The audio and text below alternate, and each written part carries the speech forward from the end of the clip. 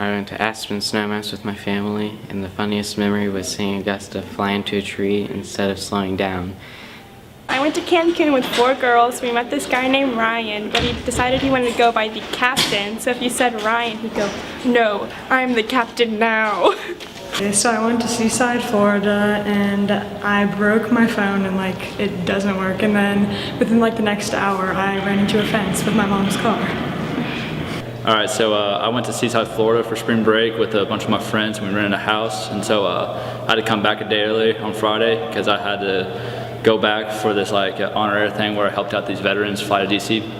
So, alright, so I had to drive to Fort Lauderdale with this guy, and he dropped me off. And so I took a connecting flight to Atlanta, and I got to Atlanta, and I was just waiting on my connecting flight to Knoxville. And so they kept delaying the plane and delaying until it was about 10:30 or whatnot.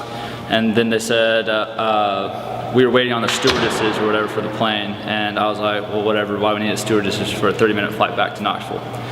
So when they delayed all the time, it went to where the crew's timed out. So we had no crew to fly the plane, and there was one more flight left to Knoxville. And so by that time it was around 11, so I had to rush to the next terminal and try to get on the plane and stuff. And so that plane had about 20 slots open. And so when I got there, they said the plane is full. There's no more flights tonight to Knoxville. You guys have to go. You guys have to go to a hotel and get the flight to Knoxville tomorrow morning. I said, well, I got to be in Knoxville at 7:30 a.m. tomorrow morning because I have to help these veterans out.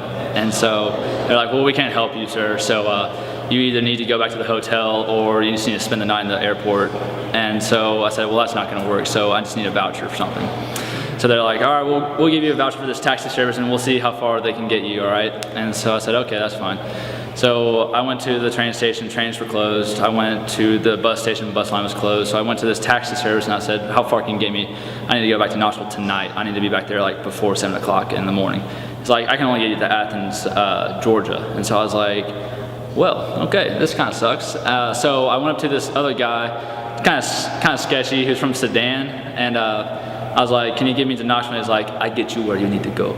So I was like, all right. But the trip cost $500. I was like, money's no object at this point. I need to be back home. He's like, all right, we go now. And so I get in his taxi cab. It's just me in there, a big van, and we just take a 3-hour trip back to Knoxville, and it kind of sucked, but I mean, I guess it's kind of funny in the same way, but that's my trip back from Seaside, Florida. So for my spring break, I went to Rio de Janeiro and in Brazil and Cusco, Peru. And in Rio, the Zika virus is rampant right now, and you get it from mosquitoes. So my mom made us all wear these awful cargo pants that were mosquito repellent, and it was just the most disgusting clothes I've ever seen. But it was 89 degrees and in the 90s, and we were sweating a ton, and there were no mosquitoes anywhere, but it was just a really unfortunate clothing situation.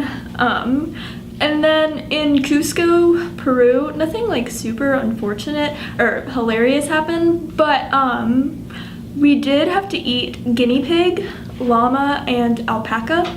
And of the 3, they're pretty exotic animals, and I was not prepared for that. But the llama was actually really gross, and it smelled like a petting zoo.